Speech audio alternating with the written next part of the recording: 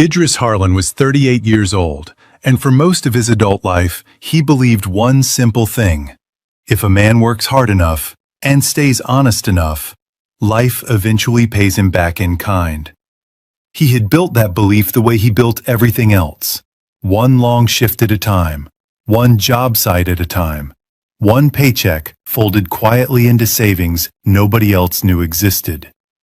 He didn't know, climbing the porch steps of his home in Bronzeville that evening, that the paperwork to end his marriage had already been drawn up 8 months earlier, signed, sitting in a lawyer's office, waiting only for Anaya to give the word to file it with the court.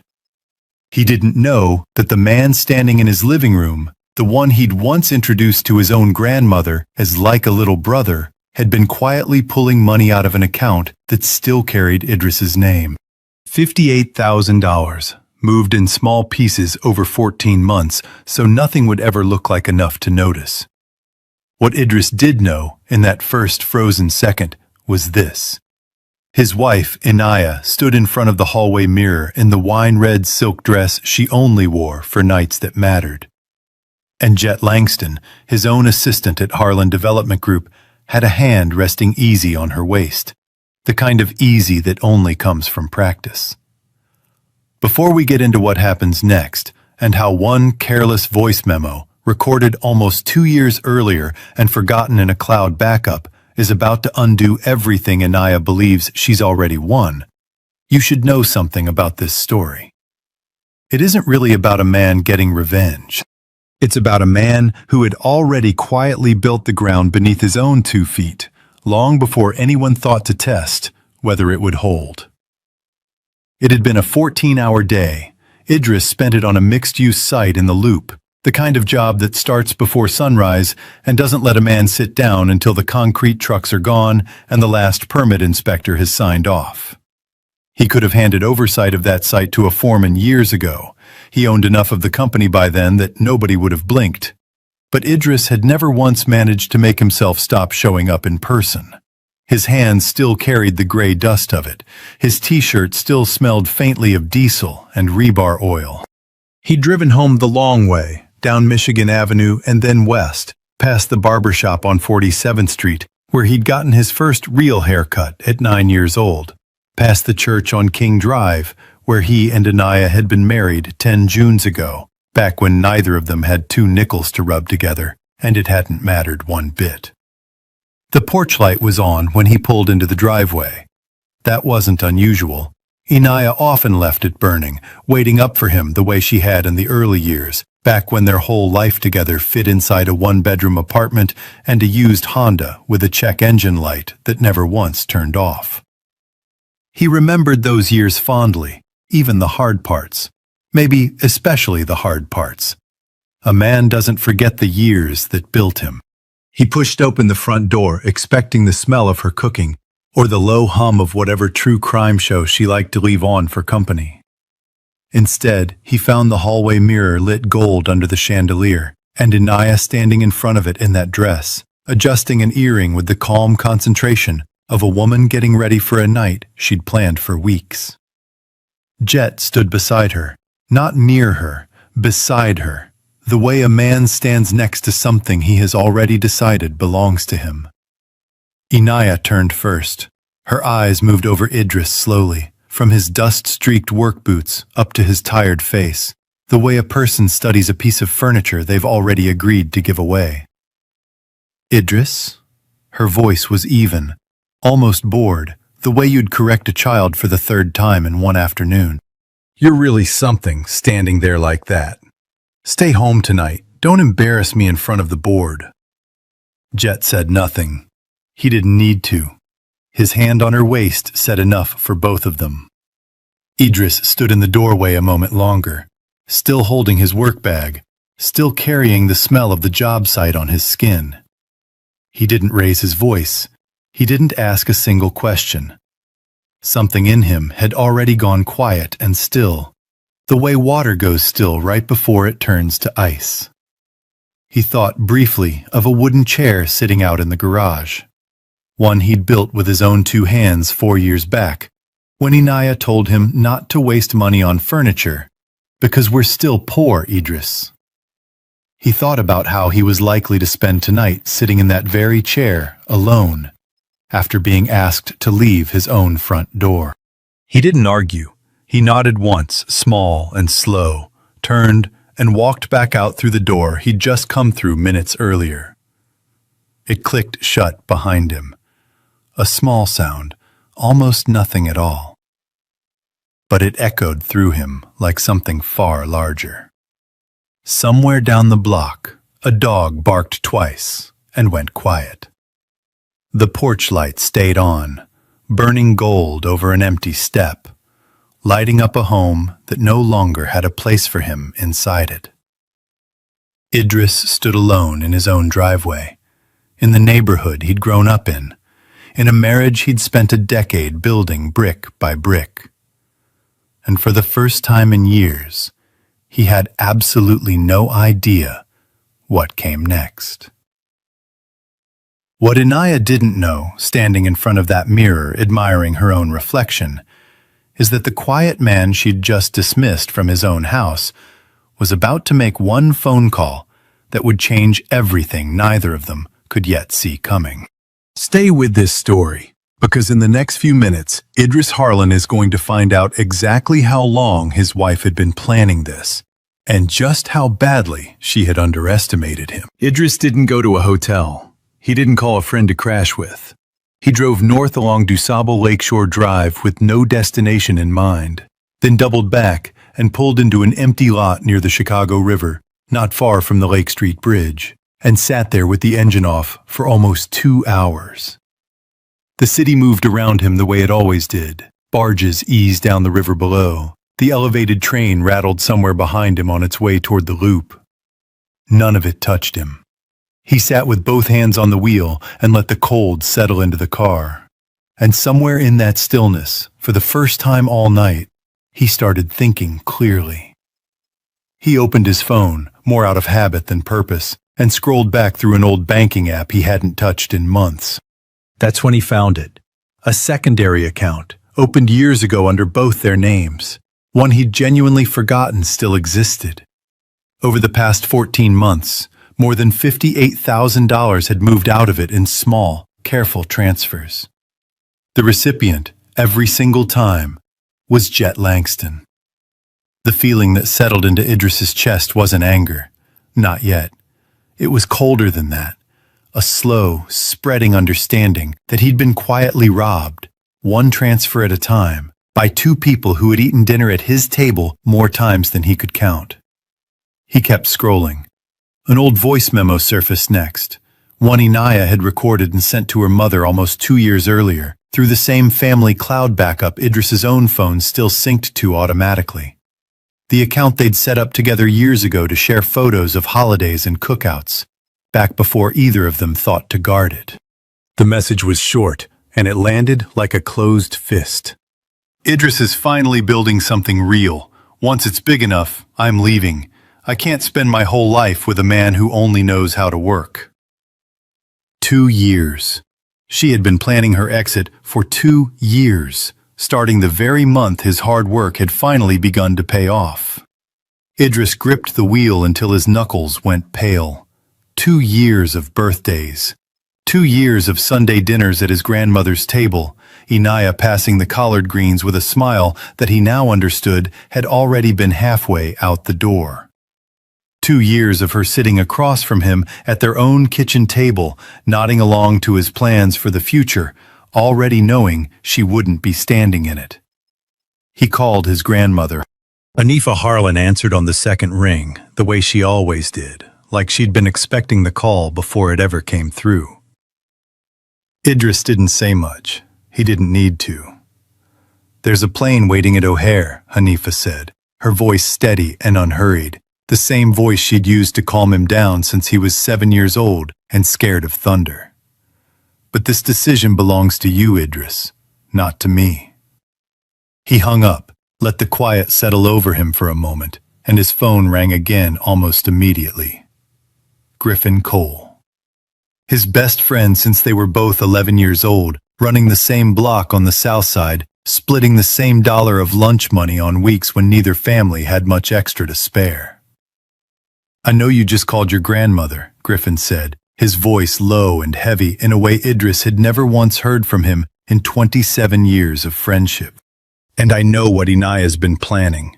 I've been helping you quietly protect part of your assets for almost 3 years now, handling things the way you asked me to. And I knew about her and Jet before you did, months before. I tried to nudge you toward it a few times, hoping you'd notice on your own so I wouldn't have to say it. I told myself I didn't have real proof, just a feeling, and I didn't want to blow up your marriage over a feeling I couldn't be sure was even true. Turns out I should have trusted it. I should have just told you straight." Idris gripped the phone hard enough that his hand ached. Even Griffin.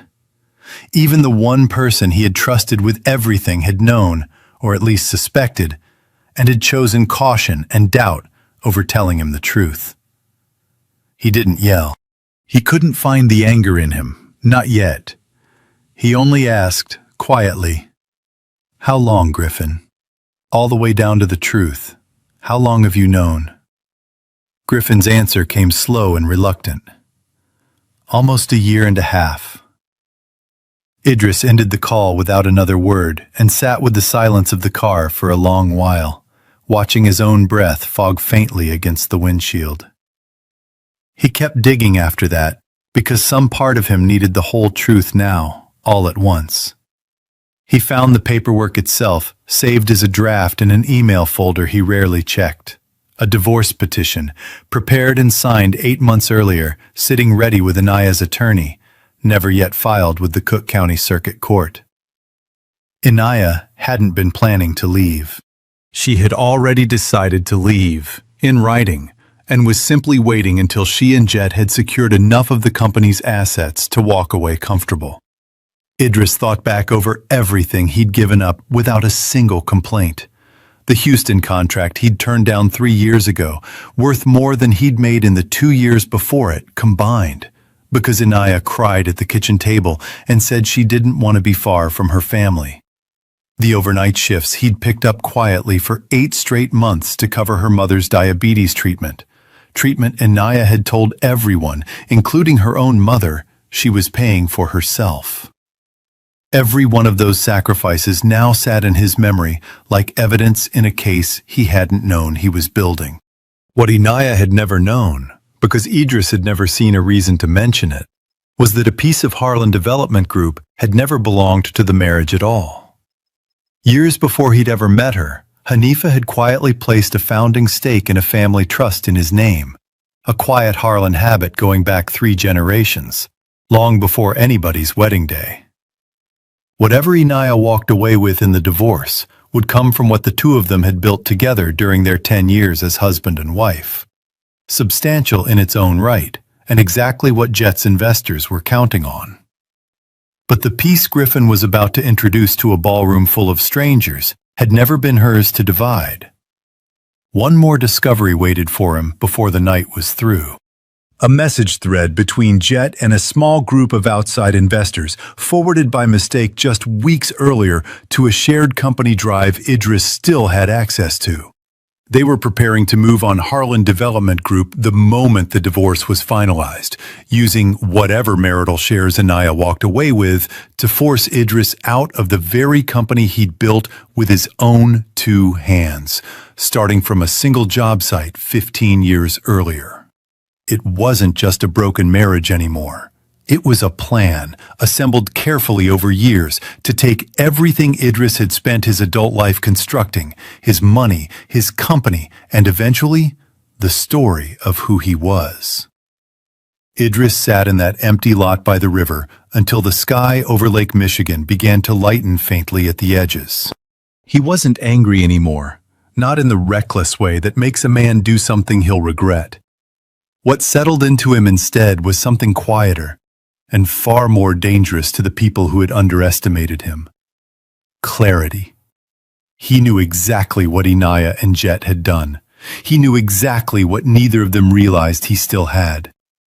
And somewhere in that early morning stillness, a plan of his own quietly began to take shape. One that wouldn't need a single raised voice to work. Instead, he drove to his grandmother's house in Kenwood as the sun came up fully over the lake, sat at her kitchen table while she made 2 cups of coffee without being asked, and told her everything, start to finish, in a voice that never once rose above the sound of the percolator. Hanifa listened the whole way through without interrupting.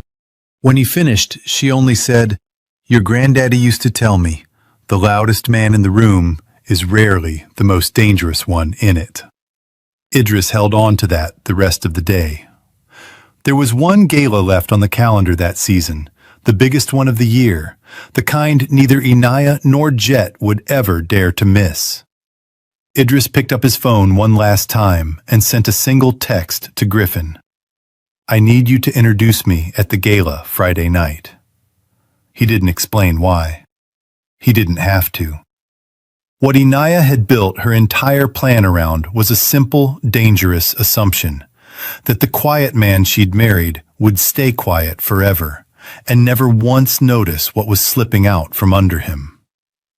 Friday night, in front of everyone she'd spent years trying to impress, she was going to learn exactly how wrong that assumption had been. Griffin knew about the affair a year and a half before Idris did, and said nothing to protect the family's peace.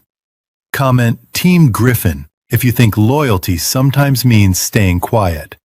Comment Team Idris if silence like that is its own kind of betrayal. The Chicago Black Business Alliance held its annual gala at the Palmer House Hilton in the Loop, the kind of night where marble floors caught gold light off 3 enormous chandeliers, and everyone in the room had worked years to be standing exactly where they stood. 400 guests, old money and brand new money, trading business cards over champagne, under a ceiling painted with clouds that had watched over that ballroom since 1927. Inaya arrived on Jet's arm. She wore the same wine-red dress from that Tuesday night, and she wore it like a flag. Table after table, she introduced him with the same bright, certain voice. "This is Jet," she said, again and again, her hand resting on his forearm. "The real man in my life." Nobody at those tables knew yet that the man she'd left behind was already seated near the back of the room, in a simple black suit with no tie, a glass of water in front of him he hadn't touched, watching the evening unfold exactly the way he'd expected it would. Griffin Cole stepped up to the podium a little after 9 o'clock, and the room settled into the kind of hush a good speaker earns before he even opens his mouth. "Tonight," Griffin said, "I want to introduce someone most of you have done business with for years without ever knowing his name. A man who has quietly held 47% ownership in Harlan Development Group through a family trust established long before most of you signed your first contract with the company, before he was even a married man." A spotlight swept back across the ballroom and landed on Idris. He stood slowly, buttoned his jacket, and walked to the stage the way he walked onto every job site he'd ever worked. Steady, unhurried, like a man who already knew exactly where his own 2 feet were carrying him. The room whispered as he passed between the tables. Inaya went very still in her seat, her champagne flute frozen halfway to her lips. Idris took the microphone and let the silence sit a beat before he spoke. "My name is Idris Harlan," he said. "For the past 3 years, I've quietly funded scholarships for 187 black students across Chicago public schools. I never put my name on a single one of those checks, because that was never the point of doing it." A ripple of applause started, warm and genuine, and near the third table from the stage, a young woman in a navy blazer rose halfway out of her seat, her hand pressed to her mouth. She had been one of those 187 students, now finishing her second year at the University of Illinois. And until that exact moment, she had never known the name of the man who'd made it possible. Idris caught her eye for half a second, gave the smallest nod, and let the applause settle before he went on. "I've also spent the past 2 years quietly paying for my mother-in-law's diabetes treatment," he said, and his eyes moved, calm and direct, toward Inaya's table. "I paid her younger brother's college tuition in full, And for 2 of those years, I covered the resign for the Langston family, during a stretch when they were struggling more than most people in this room ever knew. Nobody asked me to keep any of that secret. I just never saw the need to announce it. Inaya's face drained of color. Beside her, Jet turned to look at her, confusion breaking hard across his features. She had never once told him where that rent money came from. She had let him believe it came from somewhere else entirely, or from nowhere at all, as long as he never asked too many questions about it. Idris wasn't finished. "There's one more thing I think this room should hear," he said, and lifted his phone, holding it close enough to the microphone that the recording carried clean across the ballroom. Inaya's own voice filled the room a moment later, calm and certain, recorded to her mother almost 2 years earlier. "Idris is finally building something real. Once it's big enough, I'm leaving. I can't spend my whole life with a man who only knows how to work." 400 people went completely silent. Then, at the edges of the room, the whispering began. Hands lifting to cover mouths, eyebrows climbing, a few guests at the closest tables simply staring at Inaya with open, unguarded disbelief.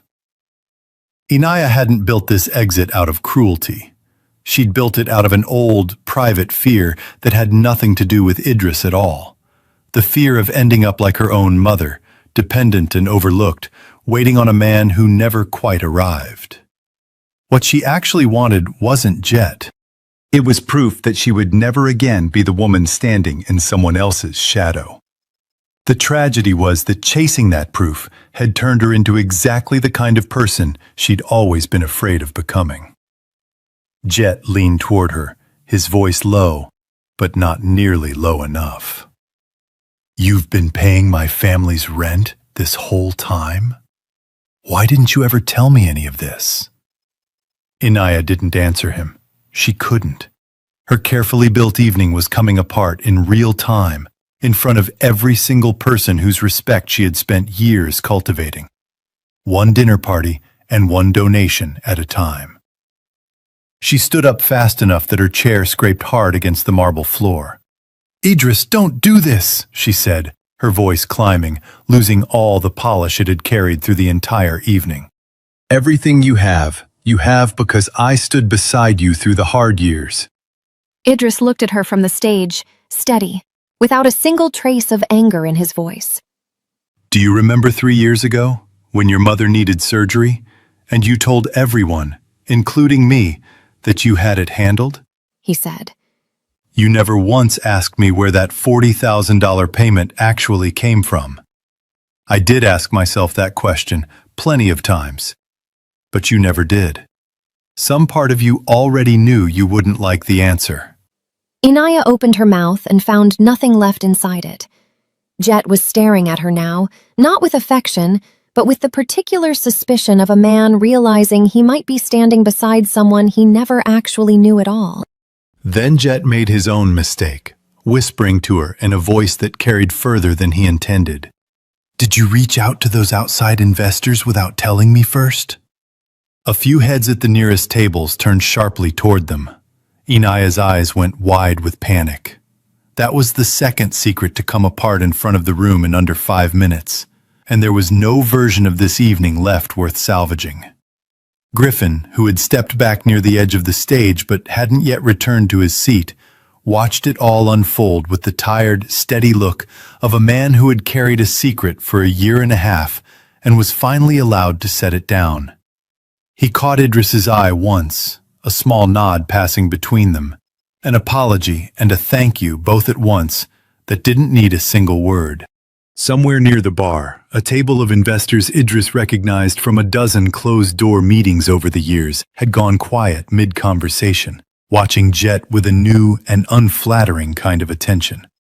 Whatever deal Jet had been quietly assembling with outside money, it wasn't going to survive the walk back to the parking garage. A man doesn't get to keep partners who just watched him lie badly in front of 400 witnesses. Idris set the microphone gently back on its stand, the small click of it landing louder than it should have in the ringing silence of the ballroom. He looked at Inaya one last time, Not with rage, not even with sadness, but with something that looked almost like peace.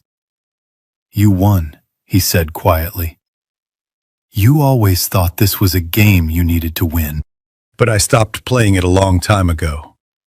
He stepped down off the stage and walked straight through the ballroom toward the exit, past 400 guests who parted for him without a word, past Griffin, who gave him a single, small nod of respect, past Inaya's table, where she stood frozen, one hand pressed flat against her chest, as though she could hold her own composure in place by force.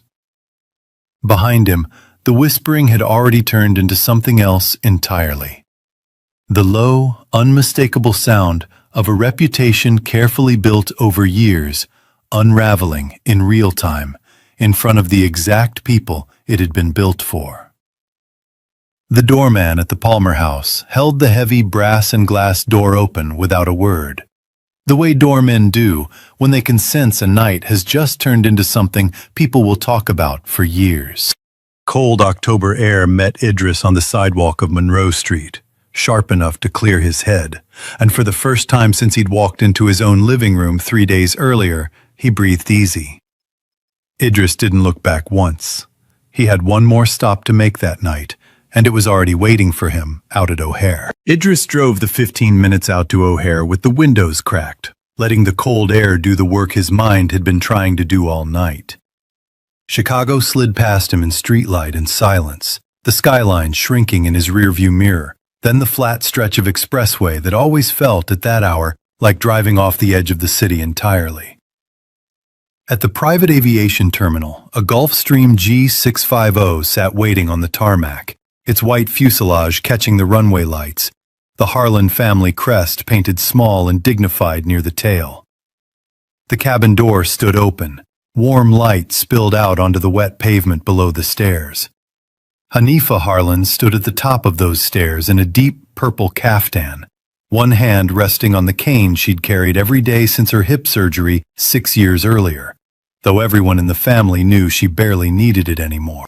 She watched Idris's car pull up with an expression that wasn't anger. It was something closer to patience, the particular patience of a woman who had been waiting a very long time for this exact night to arrive.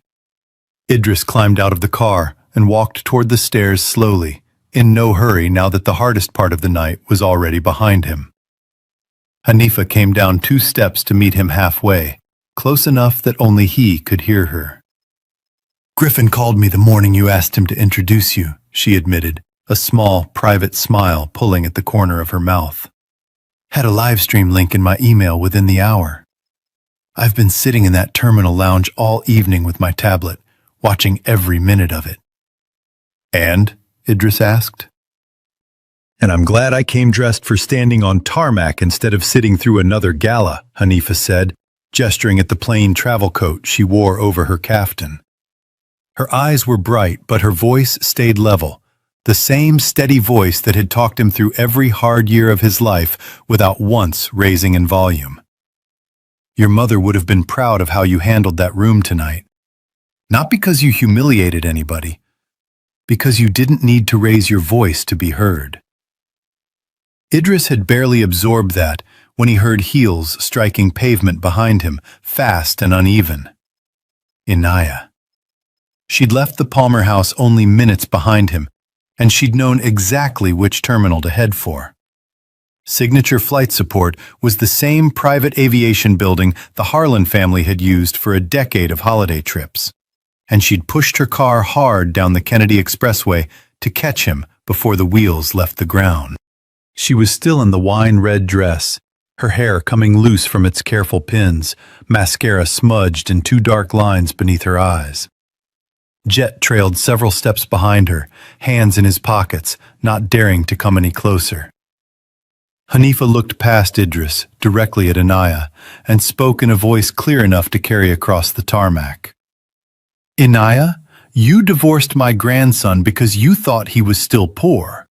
Look now, really look. This is the family you just walked away from." Inaya's whole body seemed to shrink under that sentence. She looked at the jet, then at Idris, then back at Hanifa. And for the first time all night, Idris saw something in her face he hadn't seen in years. Real fear. Hanifa turned back to Idris.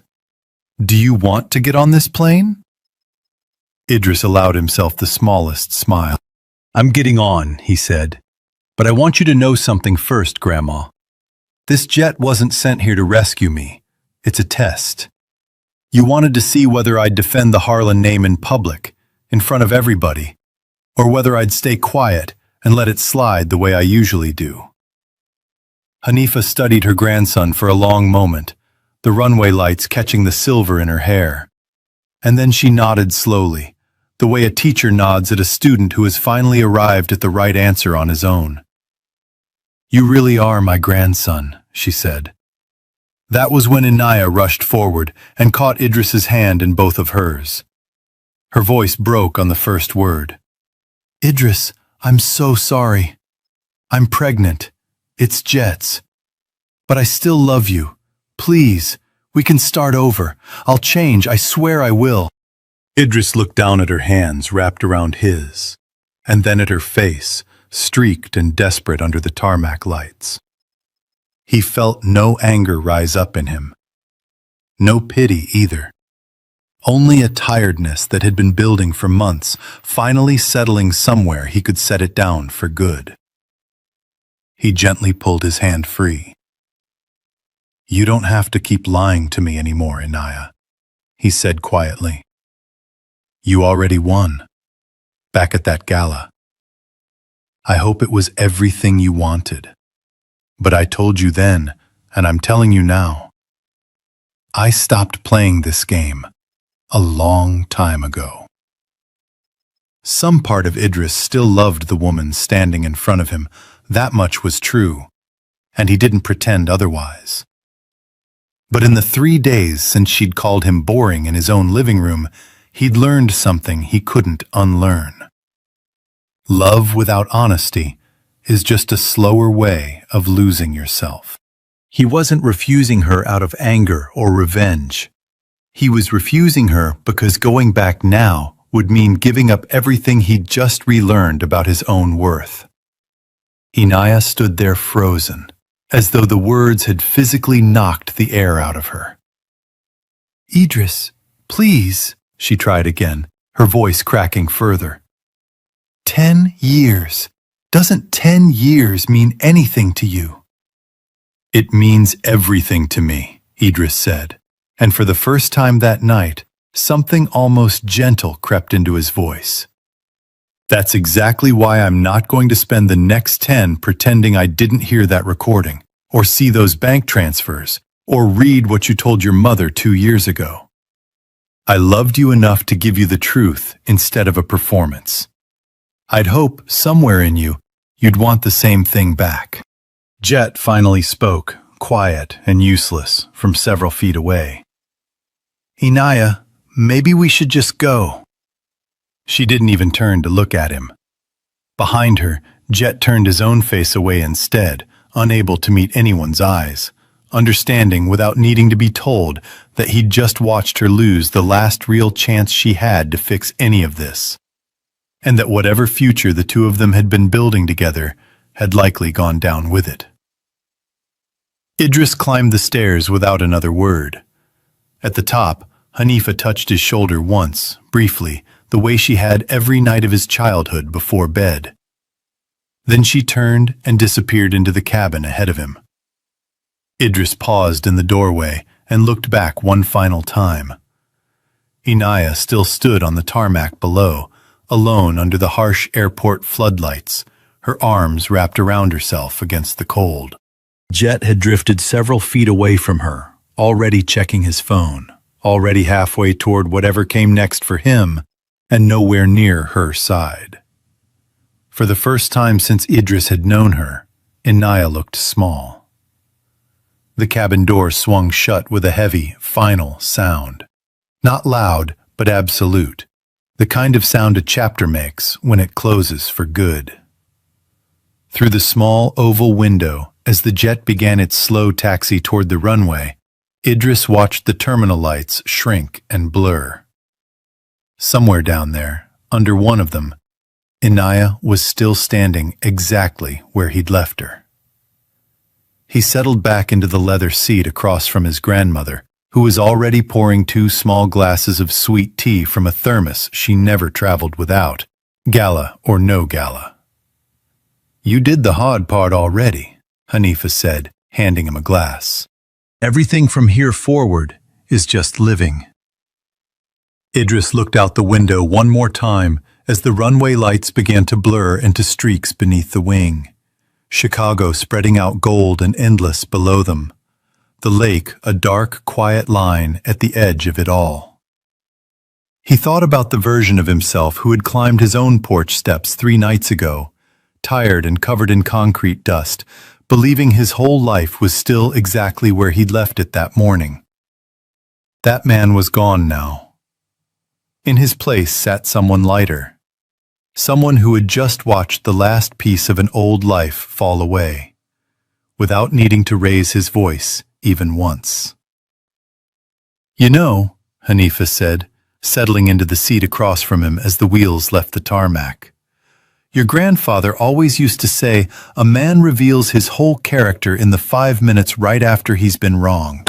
Not before. Not after he's had time to plan a speech. Right in that first 5 minutes, before he knows anyone's watching." Idris turned that over for a moment. "And how'd I do?"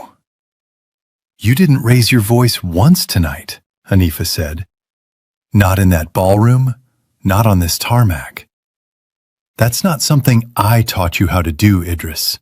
That's something you already had in you." She reached over and patted his hand once. The same brisk, business-like gesture of affection she'd been giving him since he was a boy too proud to be hugged in public. "Get some rest now. Tomorrow, there's a lot of decisions waiting on you, and none of them are going to be easy ones." The jet lifted off into the dark, and for the first time in longer than he could remember, Idris Harlan closed his eyes and simply let himself rest. 3 months later, Idris officially took over full control of Harlan Development Group. The paperwork was simple, in the end, once the divorce settlement stopped being a fight and became just a formality. Inaya's attorneys had quietly stopped pushing for more the moment the gala recording made its way, uninvited, onto a local news segment. But Idris didn't move back into the house in Bronzeville. He didn't want the mirror in that hallway, or the porch light that used to burn gold for a woman who'd already stopped waiting up for him long before he ever noticed. Instead, he bought a modest brick 2-flat on the south side, not far from the very job site in the Loop where he'd once worked 14-hour days pouring foundations for buildings he'd never live in. He sat down with his lawyers and his grandmother on a gray Tuesday afternoon and announced his final decision, one he'd been quietly working toward since the night of the gala. Nearly all of his controlling shares and personal assets would be transferred into a new organization, the Harlan Community Legacy Fund, a nonprofit built to support young Black entrepreneurs starting out in Southside neighborhoods like Woodlawn, Inglewood, and his own childhood streets in Bronzeville. The fund would run independently, with its own board, answering to no single family name. Idris would keep only enough to live comfortably and keep working, nothing more. Hanifa sat quietly through the entire announcement, her hands folded in her lap, her cane leaning against the arm of her chair. When Idris finished, she didn't speak right away. "When did you decide this?" she finally asked. "The night I found out about the divorce filing," Idris said. "I realized I didn't need to hold on to everything they thought I'd built for them. I only needed to hold on to what actually made me who I am." Hanifa rose slowly from her chair, walked over, and placed one hand on his shoulder. "Your mother used to tell me, 'Don't let money ruin my son. Let it make him stronger instead.'" Her voice caught, just slightly, on the word stronger. "You did exactly that, Idris. You turned out stronger than the money ever was." Inaya tried reaching him several times over those 3 months, a text here, a voicemail there, each one a little more desperate than the last. Idris never responded to a single one. There was nothing left unsaid between them that hadn't already been said in front of 400 witnesses at the Palmer house. Griffin showed up at the new Southside house the week after the announcement, standing on the front step with his hands shoved deep in his jacket pockets, looking like a man who'd rehearsed his apology the whole drive over and forgotten most of it anyway. "I should have told you sooner," he said. "I let keeping the peace turn into something a lot closer to lying, and I know that." Idris let him stand there a moment before he stepped back and held the door open. "You protected my money for 3 years without taking a dollar for yourself," Idris said. "That counts for something. Come on in, Griffin. I'll put the coffee on." It wasn't forgiveness delivered all at once, the way it might happen in a movie. It was the slower, more honest kind.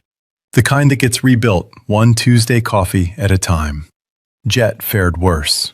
Federal investigators, following threads that had started unraveling the night the outside investor scheme came apart in public, eventually charged him with securities fraud and conspiracy to seize control of a private company under false pretenses.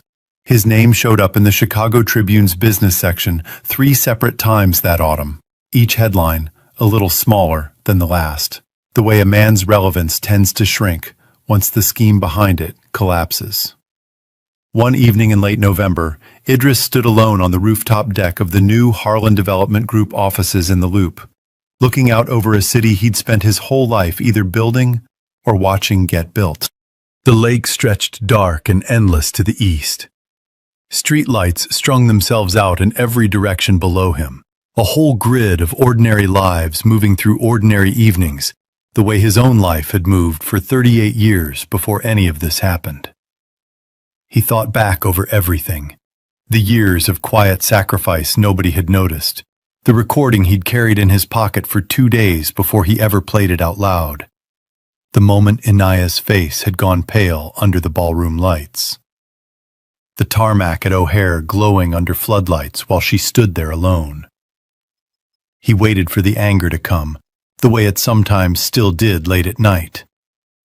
It didn't come this time. What came instead was something lighter, something closer to peace than he'd felt in longer than he could remember. He wasn't the same man who had climbed his own porch steps 3 months earlier, tired and covered in concrete dust, still believing his whole life was exactly where he'd left it that morning. That man had lost almost everything he thought defined him in the span of 1 single week.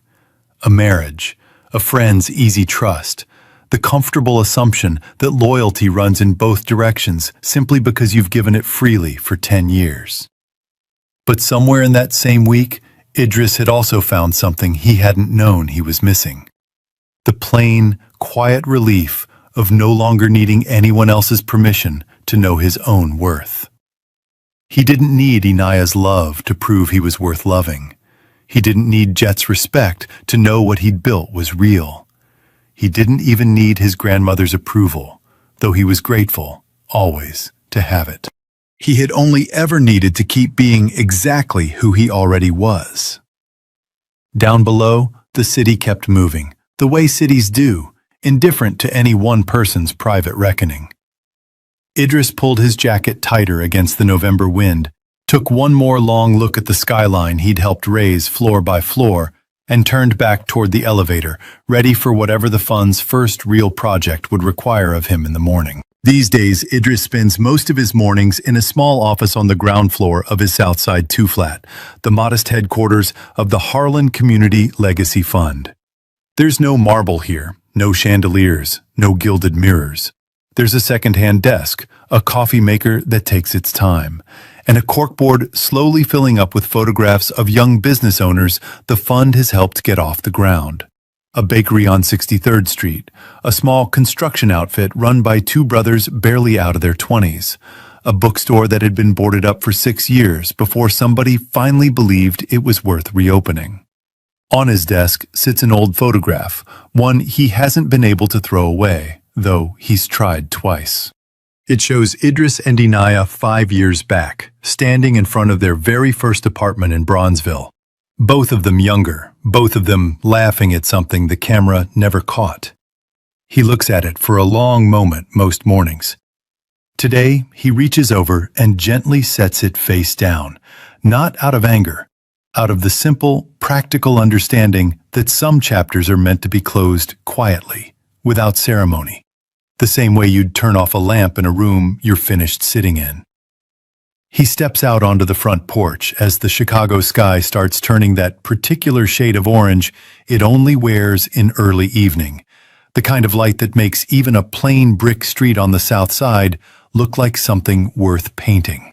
Next door, on a porch that's seen better decades, three young men sit close together, hunched over a laptop, arguing good-naturedly about a business plan for a mobile detailing service. One of them, no older than 23, glances over, recognizes Idris, and gives him a small, respectful nod. Idris nods back. He doesn't need to say much these days. He's learned that showing up, quietly and consistently, says more than most speeches ever could. Later that evening, his grandmother calls, the way she does most Sundays now, usually right around the time she's pulling a sweet potato pie out of the oven for the church potluck the next morning. She complains, as always, about her old vacuum cleaner, the one his nephew has taken to calling the old dragon on account of the noise it makes climbing the stairs.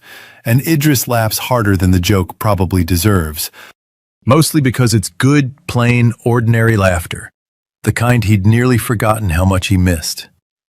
Inside him, there's no leftover anger, no ache from being betrayed by people who ate dinner at his table. No hunger left for anyone's applause or apology. What used to sit in his chest like a stone has settled, slowly, into something closer to stillness. He won in the end. Not by ruining Anaya or Jet in front of the world, though he could have gone further than he did, and everybody in that ballroom would have understood if he had. He won by walking away from the very things they assumed he'd fight hardest to keep, and using what was left to build something bigger than any one man's pride. Idris looks out at the street a while longer, at porch lights flickering on one by one down the block, at a city that has never once stopped moving for anybody's heartbreak. He thinks about all of it one more time. The wine-red dress in the hallway mirror, the recording he carried in his pocket for 2 days before playing it, the tarmac lights at O'Hare, his grandmother's hand on his shoulder. Then, quiet enough that only he can hear it, he says to himself, "Silence isn't weakness. It's how a strong man chooses to win in his own way." And sometimes, real victory isn't about holding on to everything. It's about knowing exactly when to let go. He turns and steps back inside, closing the door gently behind him. Warm light spills out through the front window and onto the porch behind him. Out on the street, Chicago keeps moving the way it always has, but Idris isn't being carried along by it anymore. For the first time in years, he's the one choosing the direction.